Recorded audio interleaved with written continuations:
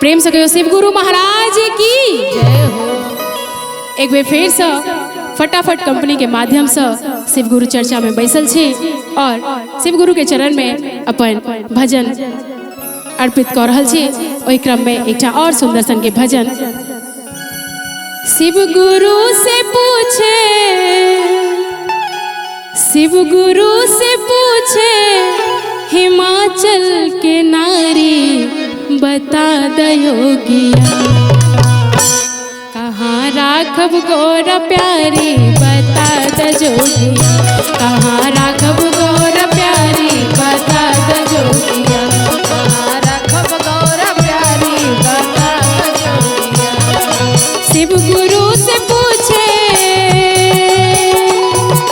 शिव गुरु से पूछे हिमाचल के नारी बता द जोगिया, कहाँ राखब गोर प्यारी बता द जोगिया, कहाँ राखब गोर प्यारी बता द जोगिया, राखब गोर प्यारी बता द जोगिया।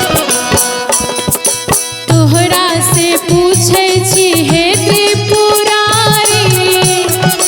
पूछे छी हे त्रिपुरारी, तोहरा से पूछे छी हे त्रिपुरारी, तोहरा से पूछे छी हे त्रिपुरारी। बन बन घूमै छ तू, बन बन घूमै छ तू,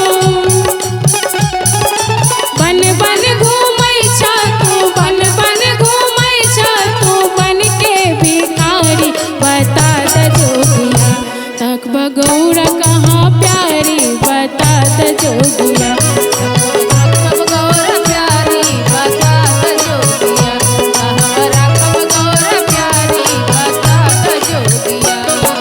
शिव गुरु से पूछे, शिव गुरु से पूछे हिमाचल के नारी बता द जोगिया, कहाँ राखब गोर प्यारी बता द जोगिया,